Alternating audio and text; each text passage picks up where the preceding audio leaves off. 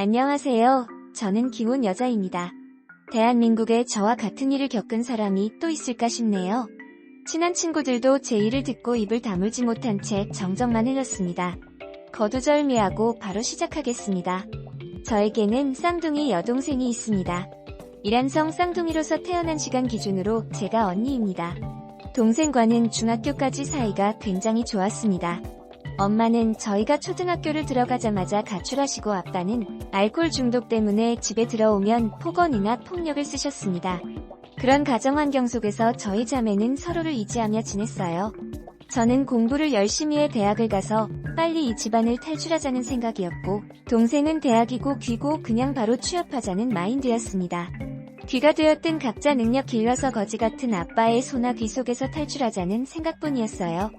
그런데 중학교 때 사춘기가 심하게 온 여동생은 조금씩 삐뚤어졌고 결국 고등학교에 올라가서 공부를 완전히 손에 놓아버리고 소위 날라리가 되었습니다. 가난하고 희망이라고는 없는 가정 환경에서 저는 분노를 디딤돌로 삼아 이악 물고 공부했고, 여동생은 분노 속에 사로잡혀 무기력한 채 희망이 없는 사람처럼 살아갔지요. 수차례, 아니니 수백 번을 동생에게 말했습니다. 제발 정신 차리고 취업 준비를 하던가. 뒤라도 하라고요. 하지만 반복되는 싸움에 저도 지쳐갔고 결국 돌이킬 수 없을 정도로 저희 둘은 멀어졌습니다. 저도 고등학생밖에 안 되었기에 마음의 여유가 없었고 너무 지친 상황이었거든요. 화를 못 참은 저는 동생에게 손을 올렸고, 그렇게 그 사건 이후 저와 동생은 남보다 못한 사이로 전락해버렸습니다. 성인이 되어서는 연락조차 아예 끊어버렸습니다. 제가 24살이 되고 아빠가 갑자기 돌아가셨습니다. 장례식장에서 여동생을 4년 만에 만나게 된 것이었죠. 그때 여동생은 클럽에서 디제잉을 하며 밥벌이를 하고 있었고, 저는 서울의 중상위권 정도 되는 대학에서 행정학과에 재학 중이었습니다. 아빠의 장례식이 끝나고 저희는 다시 남보다 못한 사이로 돌아가고 그 후 다시 연락이 끊겼습니다. 그리고 저는 4학년 1학기 휴학을 하고 공무원 준비를 했고 9급 공무원에 합격했습니다. 그리고 학교를 졸업한 뒤 바로 일을 시작하였죠. 일에 치여 외롭고 힘든 나날들을 보내던 와중에 한 남자를 만나게 되었습니다. 외롭고 불안했던 저의 삶에 갑자기 찾아온 따뜻함과 안정감이 저를 놀랍도록 행복하게 만들었습니다. 그리고 저와 달리 유복한 가정에서 자란 그 남자는 돈보다 행복, 그리고 물질보다 추억을 더 소중히 여기는 사람이었습니다. 저는 그 모습에 반했고 결국 저희는 결혼에 골인하게 되었습니다. 그런데 그렇게 다정했던 저의 남편이 결혼한 지 딱 8개월이 지나자 사람이 180도 변하더라고요. 그렇게 자상하고 다정했던 남편은 완전 무뚝뚝하게 변했고 자주 가지던 잠자리도 한사코 거부하더라고요. 내가 매력이 없다. 이제 내가 여자로 안 보이나라는 생각에 우울증까지 왔습니다. 도대체 키가 문제냐고 물어봐도 남편은 말이 없었고요. 한 1년간을 매달려 다시 관계를 회복하고자 했으나 말짱 도루묵이었습니다. 이혼을 하고 싶었지만 두려웠어요. 다시 혼자로 돌아가야 된다는 두려움과 한 번 경험했던 따뜻함과 안정감이 저를 이혼하지 못하게 만들었지요. 결정적으로 이혼 이야기를 할 때면 남편은 기를 쓰고 반대하고 화를 냈습니다. 그렇게 1년, 2년, 저의 속은 썩어 문드러져 갔고 아예 남보다 더 못한 사이로 결혼 생활을 했습니다. 하루에 한마디 정도 말을 섞으면 많이 대화를 나누었다고 생각할 정도였네요. 아예 한마디도 안 할 때가 수두룩 빽빽했을까요? 혹시 남편이 바람났다. 차라리 바람이라도 났으면 좋겠다. 속 시원하게 이혼하게. 라고 생각했지만 핸드폰 내비게이션 등등 모든 곳을 뒤져봐도 바람의 흔적은 딱히 없었습니다. 유톡 이태원을 자주 간 것 빼고는요. 가족도 없이 누구에게 속 시원하게 털어놓을 사람도 없이 저는 사막의 로이 홀로 있는 선인장 같았습니다. 감정도 없고 누구 하나 눈길도 주지 않은 채 거친 모래바람을 혼자 이겨내고 있는 그런 선인장 같았지요. 그러다가 제가 정말 픽하고 쓰러질 정도로 충격적인 일이 터졌습니다. 일을 마치고 동료들과 함께 맥주를 한 잔 한 뒤 집으로 갔습니다. 술에 굉장히 약한 몸이라 맥주 한 잔만 마셨는데 알딸딸하니 어지럽더라고요. 머리가 약간 핑핑 도는 것 같았고요. 그래서 그날 정신이 나갔는지 아파트에 도착해서 엘베 버튼 3층을 눌러야 했는데 4층 버튼을 누른 겁니다. 4층에 내려서 내려가려고 했지요. 그렇게 4층에서 반쯤 계단을 내려가고 있는데 저희 집에서 남편 신음소리가 들리는 겁니다. 저희 집이 맨 끝 아파트라서 한 라인밖에 없어요. 층 하나에 세대 하나입니다. 그래서 들려오는 신음소리가 남편 신음소리인 것이 확실했죠. 충격에 뒷목에서부터 전기가 머리로 확 올라왔습니다. 그리고 뒤이어 제 쌍둥이 여동생의 목소리가 들려왔지요. 비명소리, 같은 소리를 내더라고요. 지는 확실히 들리지 않았지만 여튼 확실히 제 쌍둥이 여동생 목소리가 맞았지요. 저는 설마 아닐 거야. 내 남편과 여동생이. 아니 이건 아니잖아. 세상에 여자가 얼마나 많은데 내 동생이랑. 설마 아냐 라고 현실을 부정하고 있을 때 대문이 쾅 열리면서 여동생이 화를 내면서 나오더라고요.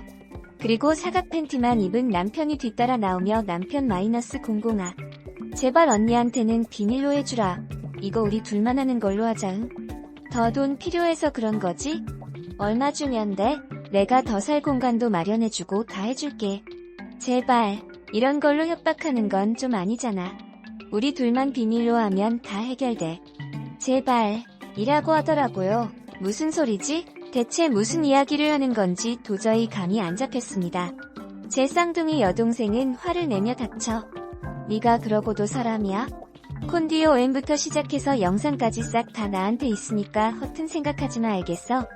더러운 새 너는 형부라고 불릴 자격도 없는 쓰레기야. 감히 그런 짓을 해? 라고 하면서 시익대며 계단을 내려가더라고요. 남편은 절규하며 울 듯한 목소리로 제발 이라고 외치다가 다시 집으로 들어갔고요.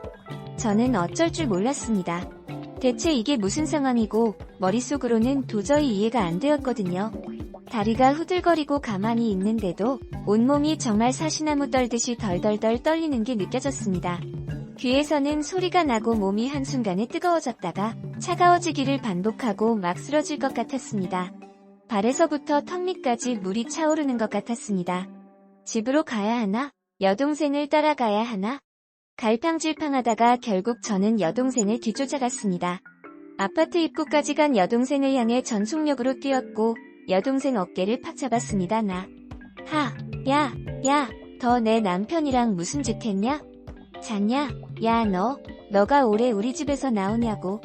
신음소리랑 코 이야기는 몇 차라고 하자 여동생은 뒤를 돌아 제 얼굴을 보더니 화들짝 놀라더라고요. 여동생 으아, 깜짝이야. 심장, 내 심장. 심장 멎는 줄 알았네. 잘됐네. 넌 나랑 형부 아니? 그 개새끼랑 잤냐고? 무슨 토 나오고 역겨운 소리래. 알지도 못하면서 속단하지마. 됐고, 나 지금 형부야. 그 개놈 새끼랑 한판하고 와서 힘들거든. 저기 벤치에 가서 말하자라고 하고 벤치로 뚜벅뚜벅 걸어갔습니다. 그렇게 저희는 벤치에 앉아 이야기를 시작했습니다. 동생 언니, 놀라지마. 나 이태원에서 DJ님이랑 이것저것 일하는 거 알지? 일이 이래서 그런지는 몰라도 내 주변에 게이 되게 많거든. 나랑 제일 친한 오빠도 게이야.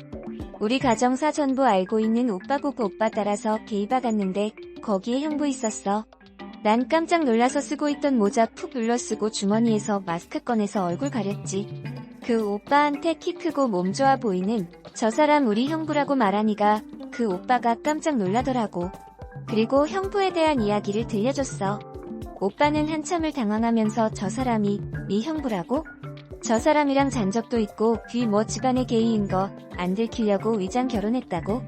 그런 소문도 엄청 많고 특히 돈 많아서 남자들 엄청 달라붙는다고. 그리고 저 남자 지금 내 친구랑 사귀고 있다고라고 하더라고. 그냥 넘어갈 수가 없더라. 오늘은 형부한테 게이인 거 아니가? 행동 똑바로 하라고 경고하러 온 거고 신음소리는 내가 영상 틀어서 나온 소리인 것 같네. 라고 하더라고요. 심장이 쿵 내려앉았습니다. 그동안 남편이 했던 행동들이 모두 이해가 갔어요. 왠지 모르겠지만 차라리 잘됐다 싶었습니다. 내가 여자로서 매력이 없는 그놈이 게이였구나. 그럼 이 지긋지긋한 결혼 생활 끝내자라는 생각이 들었습니다.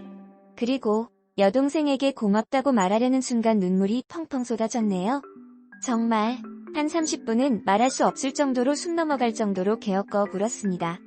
너무 서럽고 미안하고 복잡한 감정들이 섞여서 나오는 울음이었습니다. 그리고는 동생에게 사죄했지요. 고등학생 때 홧김에 내린 거 너무 미안하다고. 너무 늦었지만 저를 용서해달라고 했습니다. 동생도 저와 함께 부둥켜 울며 사과하고 그랬네요. 서로가 너무나 힘든 삶을 살아왔기에 마음의 여유가 없었나 봅니다. 거의 10년이 지나서야 저희 자매는 다시 관계를 회복하게 되었네요. 그렇게 한참을 울고 난 뒤 여동생의 도움을 받아 남편의 외도 증거를 넘겨받고 다시 연락하기로 약속한 뒤 집으로 향했습니다. 맥이 빠진 채로 TV를 보고 있는 남편을 향해 이자를 던졌습니다. 귀하는 짓이야 갑자기라고 소리치며 아파서 뒹굴고 있는 남편을 발로 갔습니다. 그리고 남편의 그곳을 뒤꿈치로 우지끈 밟았습니다. 아! 소리와 함께 비명을 질렀고 저는 그걸로 분이 안 차서 그곳을 점프해서 한 번 더 우지끈 밟았습니다. 귀가 터졌는지 뿌직하는 소리도 들려서 움찔했는데 그냥 무시하고 저는 말했습니다. 게이인 거 다 안다고 시댁에도 폭로할 거고 네가 운영하고 있는 사업체 직원들한테도 다 폭로할 거라고 했습니다. 그리고 저는 집을 빠져나와 택시를 타고 바로 시댁을 향해 갔습니다. 어머님한테 남편의 사생활에 대해 모두 폭로하고 그간 결혼 생활이 어땠는지 전부 말했지요. 처음에는 믿지 않더니 영상을 보여주자 손을 덜덜 떤 채로 아무 말씀 못 하시더라고요. 그렇게 저는 이혼하겠다고 선언하고 시댁에서 나왔습니다. 그리고 회사 근처에 있는 모텔에서 잠을 자고 다음날 출근을 했습니다. 그리고 반차를 쓰고 급하게 혼자 살 고시원을 알아보고 이혼 전문 변호사를 찾아가서 소장을 준비했습니다. 변호사분도 처음엔 제 이야기를 듣고 조금 놀라시더라고요. 그렇게 수차례 변호사분과 상담을 한 끝에 소장을 썼네요. 소장을 접수한 사실을 알게 된 남편과 시댁에서는 제발 합에 이혼하자. 이 모든 사실을 비밀로 하는 대가로 억대의 현금을 주겠다고 저를 회유했고요. 하지만 자존심이 있지 차마 그러지는 못하겠더라고요. 어차피 저 공무원이고 평생 굶어 죽을 일 없으니 그냥 개질하고 욕 한 바가지 퍼붓고 고소 진행했습니다. 정신적 육체적 피해랑 위자료 전부 나오면 작은 원룸으로라도 이사가려고요. 지금은 소송 비용 때문에 목돈 나가리밖에 없어서 고시원에서 지내고 있지만요. 그래도 그냥 좋게 생각하려고 합니다. 이제라도 알아서 다행이라고 생각해요. 그놈이 까딱 잘못하면 제가 보낸 사연에 그놈 실명까지 전부 까발릴 생각입니다. 안전장치로 이렇게 사연을 보내게 되었네요. 그럼 저는 소송 끝나고 후기로 다시 찾아오겠습니다.